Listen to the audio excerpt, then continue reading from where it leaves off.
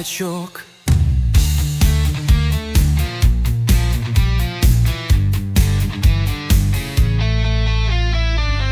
Занесе у темный лес, напужай, потым з'есь. Не пужай ты тут людей, быццам злосны чарадзей. Кожны злосны ён худы, а ты, колечка, таўсты.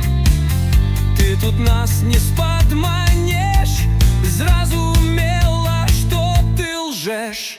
Зразумела, што рабіць, зразумела, што рабіць. Трэба нам цябе жаніць, трэба дачу, агарод, каб адведаў ты клапот.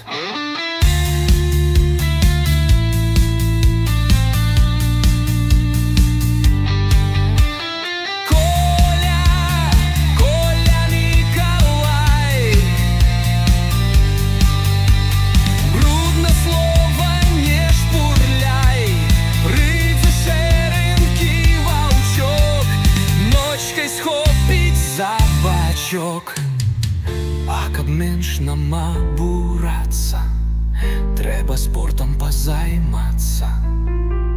Гэта не мацней крычаць, гэта лётам уцякаць.